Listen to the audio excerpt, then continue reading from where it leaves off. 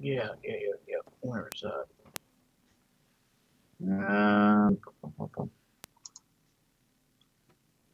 there we go. Does that All work? right. Yep, and now I see you. All Okay. right, so from our last time we've talked, how you doing? So what have you worked on? I've been working on the essential piano stuff in C. I did a little bit in G just because kind of sometimes if I push ahead, then it'll actually help me go back. Okay. Whatever. But I'm making sure to concentrate on that. Can you play a little bit for me? Can I just hear the C major scale, hands together, Sure. 2 octaves?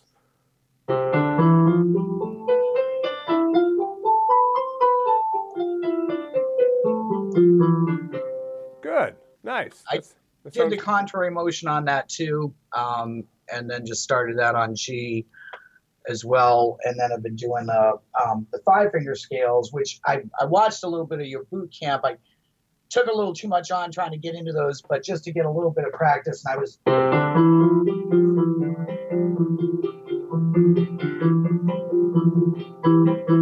then doing like the staccato on one hand,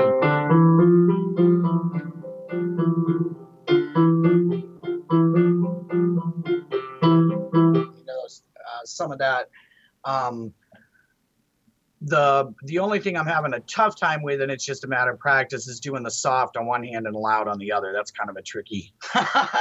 that's a little bit of a setback. Not setback, but what I gotta concentrate on. just takes a little bit longer. Yeah, okay. Yeah, it does definitely. All right. So what else have you been working on? Let's see. I did the trying not to look at the keyboard. So, whoops. See, trying not to look at it.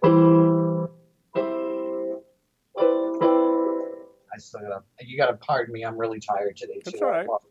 No worries.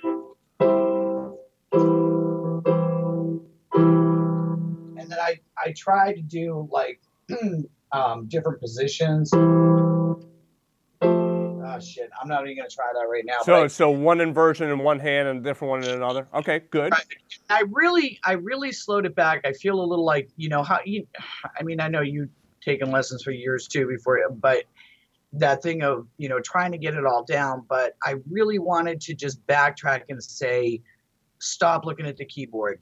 Go as slow as you need to do to not look at that. Mm-hmm. So if I look at it, I can get it no problem. But that's kind of what I'm trying to focus on right now is be a little bit freer with that and not having to, being able to feel it more rather than jumping on it. So it's a little bit messy just because of that. But let me give you a suggestion on that. So there's looking at the keyboard, right? And then there's not looking at the keyboard, right? But then there's also a middle ground of kind of like using your peripheral vision. So, there's nothing wrong with going from looking to peripheral vision to not looking.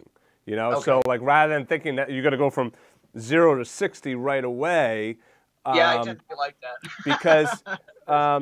Because remember, like in practicing, what you want to do is you want to find stuff that's going to challenge you, but you don't want to be challenged too much. Okay, because if you're over challenged, then the motivation level is going to go down. It's always this weird balancing act, and really you're the one that knows that better than anyone else. So. If you're feeling like, oh gosh, I just can't get this damn thing together, then all right, then maybe you're trying to bite off too much, and you got to find that middle ground for yourself.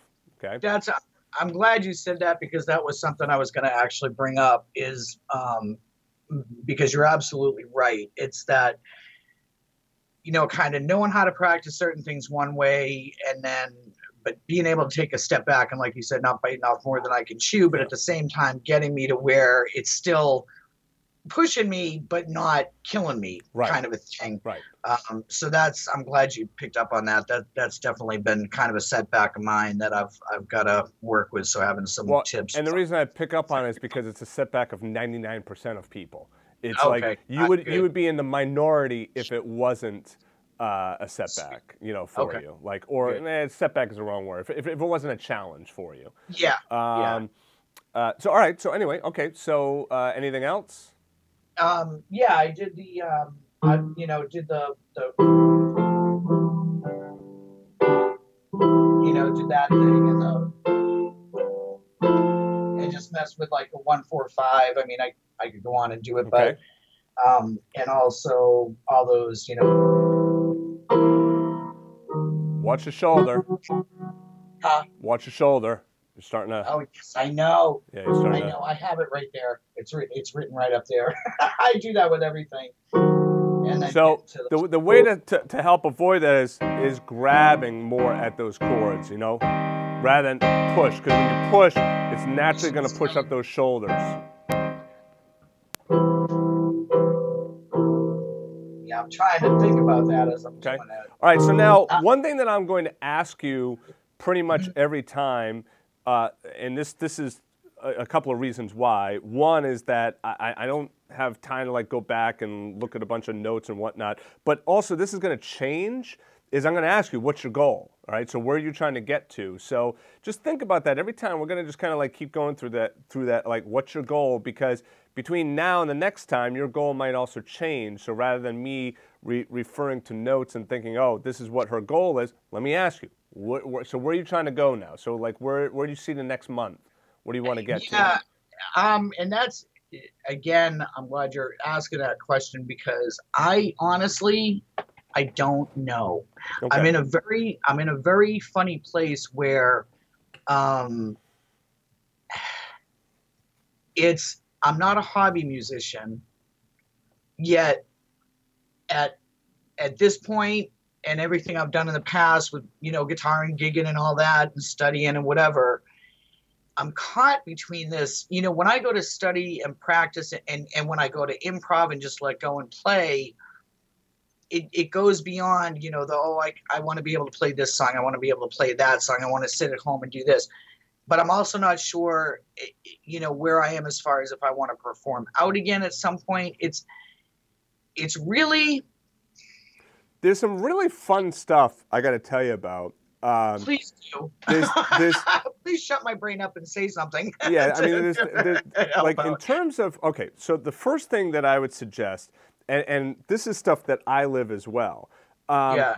Like when you sit down and practice, even learning songs or scales or whatnot, what I always think is like, it's like, well, what am I really doing this for? It's kind of like, you know, the question is like, okay, yeah, I could play that scale, or yeah, now I could play that song, but if I'm not going out and gigging and using it, it's sometimes tough to like really know, like, well, what am I learning all this stuff for? Like, you know, is the goal to get better just to get better? And that's not a bad goal, but for me, I'm looking for something more than that. So for me personally, I find the best way for me to stay motivated at the instrument is to have some kind of project.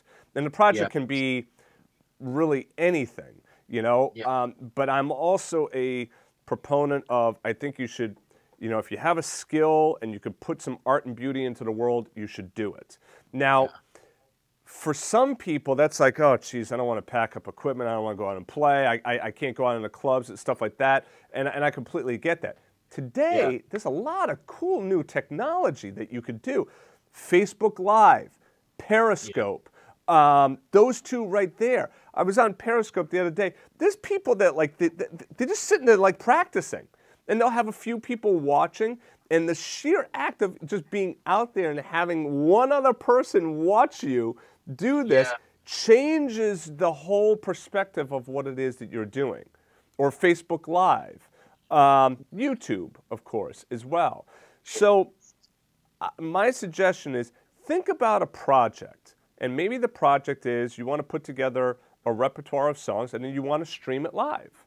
You know, you have all, if you could do Skype, if you could do this right now, you have all the equipment you need to be able to do it live. And you could do exactly that. Or if you wanted to, like, you know, be a little bit more private and not show as much of your home, you know, like you could even just show the keyboard and not even show yourself at all. But putting that out there and having some kind of project, I think would be, it would be a good way of you focusing what it is that you're practicing. And it would make a little bit more sense. It does make a lot more sense because I was thinking back on, you know, I said the last band I was in, which was with a bunch of, first of all, I got to tell you, I grew up in New England. I miss it. I miss it so much. I want to be up there. I'm in the deep south. Yeah, it's 30 degrees right now. So yeah, it's like 70. But I miss it. I We miss it could switch then. terribly. Right? I wouldn't mind 70 degrees right now. It's very, I went from being this, musician, artist, painter, blah, blah, blah.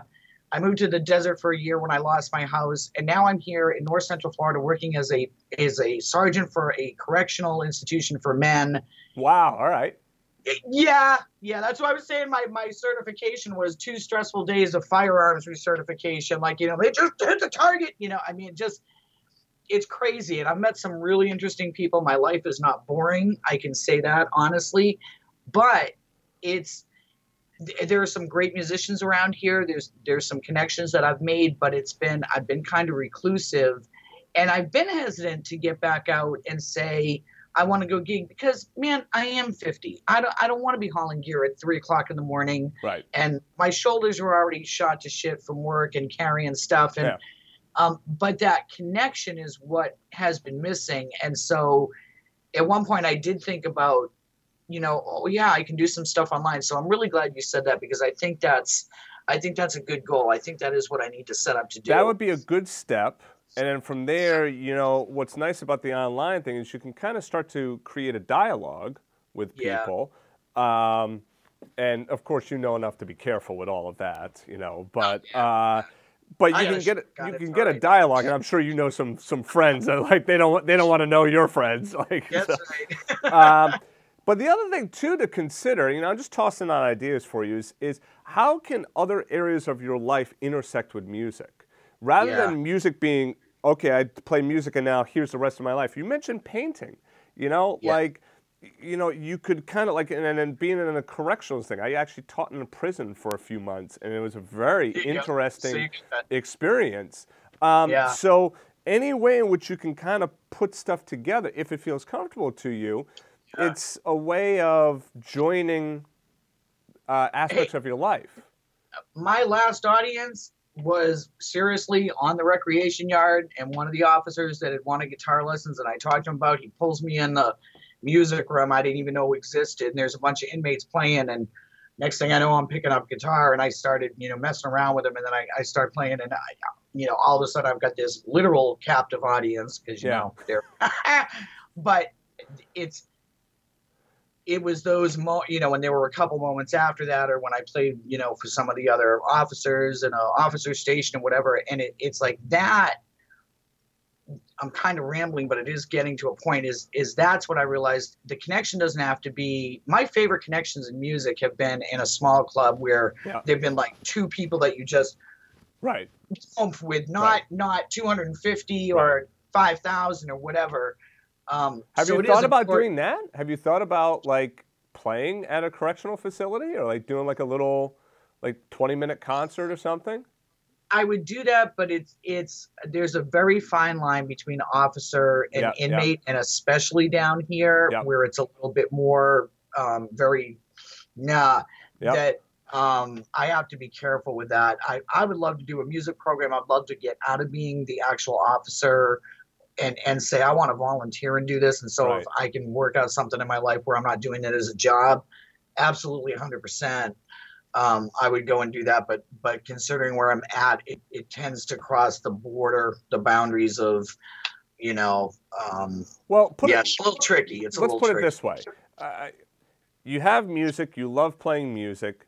So my suggestion is find ways in which music can integrate with the rest of your life, and the rest of your life can integrate with music. So now some of that might simply be, doing the work that you do. I know like there could be some like very emotional stories there, in situations. So maybe you take a story or a situation and you say, okay, I'm going to write. And it's writing music, and then you write it and then you record it. But you see what I'm saying? Like you're looking for a way to make, you're trying to make that relevant, okay? Yeah, so that then it's like, oh, the reason I'm doing this technique is so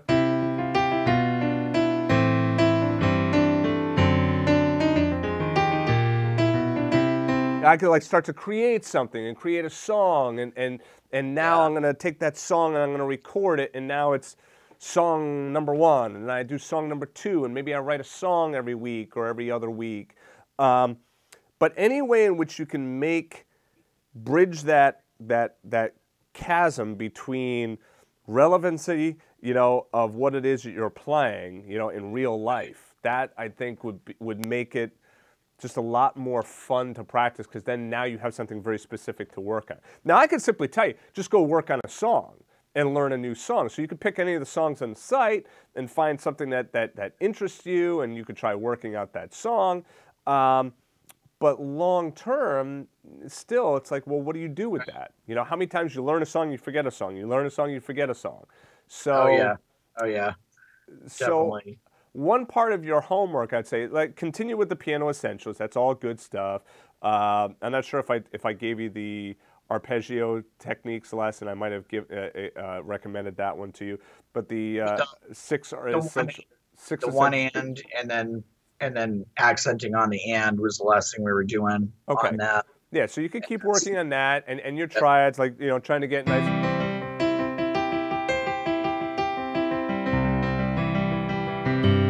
Like trying to get nice and flowing with that stuff, and then playing without having to look at your hands. One good exercise too is, like, just saying random chords, like, C, B flat, E, B, A, D, E, F, C, and being able to move into different inversions like that without having to look at the keyboard, or to kind of do like that, peripheral vision kind of thing as well. So keep working on all of that. But the other thing that I would suggest you work on as well is to think about that relevancy. So what is it that you would like to do long term? Now, one goal for 2017 I would give to you is technique goal. So one goal is go through all the piano essentials. Okay. Yeah. I would say also go through the chord essentials as well. You can do that. That would be good for you also. Yeah. So right there's your technique goal. So when you sit down to practice, you don't really have to think, oh gosh, what am I going to do? Okay, you just sit down and do the piano essentials, the chord essentials, and all of that. So now you at least know what you're going to do from a technical level. Okay. If we boil it down, there's kind of two aspects of practice and of playing music in general. There's the technical, and then there's the cerebral, or actually I'm saying there's the cerebral and the visceral. So the technical is the cerebral. That's all the real technical stuff. The visceral stuff, though, is all I want to play this song, or I want to play out, or I want to perform with others, like that kind of stuff. That kind of stuff, the visceral stuff, we might not be in tune with that yet. So in other words, it might be like, oh, gee, I'm practicing, but I just don't really know what I want to do yet with music. But at least if we keep practicing all the technique stuff, when it comes time to that, we're ready for it. Right. You know what I'm saying? Yeah, and I do get to have that release. I'll work on. Like I said, I've been working on Autumn Leaves and different style, different this and whatever. And sometimes I just sit there and I don't care how choppy it is. I don't care how many mistakes I have. I let that stress come out. I think about, an incident with an inmate or this or that, whatever. Yeah. And I just freaking play. Yeah. And that's really good. I do have that. That's something that's accessible to me, and I have enough knowledge of it that I can actually, let some of that out. I would try periscoping it. Check out Periscope. Yeah, I've never heard of that. Yeah, because with Periscope, you could set up kind of a new account, and you're piano girl, 72, and it's like nobody knows who you are, and you don't even have to show your face, and you just kind of do your stuff, and that's play. Awesome. And in that way, it's a kind of a live thing, and people can, comment or react or give you hearts or whatnot. And you can just kind of see, 5 people watch it. Oh, that's kind of cool, Yeah, I think that's needed, definitely. Yeah, and then you could just kind of try that on, see how that feels, and then that might you never know what's going to trigger that next thing. Right. Right. So that's what I would suggest working on for right now. Okay. And take the next few weeks and really think about which direction you like to go. Maybe there's some specific songs, maybe there's a specific style you'd like to start working on, maybe you just want to do more improvisation. But thinking about how it's going to be relevant to you, so it doesn't feel like you're just practicing for practicing's sake. Right. I would say definitely, just as a heads up, the improv thing is a big thing with me, just for that. And I like everything else. I like learning a lead sheet or learning the head of, the melody. I love all that and being able to put everything into that. But I think, have you worked on any kind of improvisation in terms of like just picking a key and starting to like create a song? I haven't done that yet. All right, so I'm going to tell you this real quick, and then I got to let you go. Yeah. So let me just take the C major scale. Very simple, all white notes. So what I could do is I'm just going to do something in which I'm just going to move down single notes, all right, like whole notes or whatnot, half notes, and then in the right hand I'm going to create a melody. So like.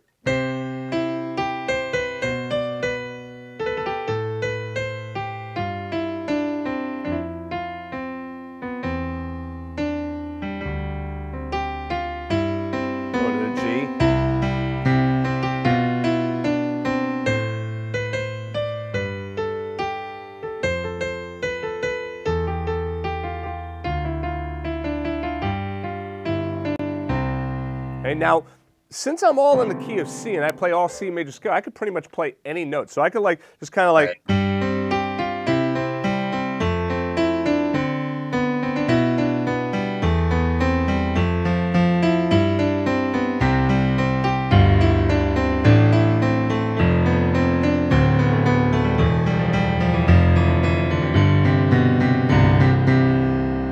And I'm just playing all C major scale. Now, granted, I might be making it sound a little bit easier than it is. When you get into it, there's like, you're reacting to what it is you're doing in the left hand and in the right hand. But it's a very interesting exercise because all the notes are pretty much going to sound good together. Okay? Yeah. So in the left hand, you can just do octaves. And I suggest like starting very slow, like don't try like.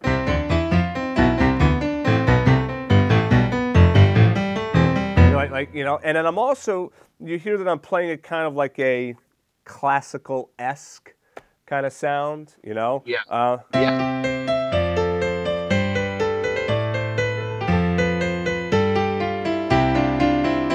And then obviously coming back to whatever the root is kind of ties it up. So I started on C and I came back to C, right? So you could just try with those few parameters. I move into another key like D.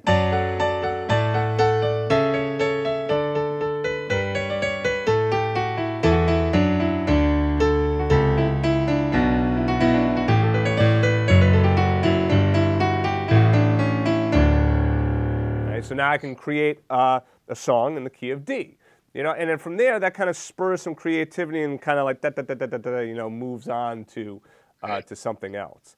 But that would be a very good exercise for you because you've probably never done improvisation like that. No, absolutely not. So try working on that. I'm curious to see how that works out for you and what you come up with. All right.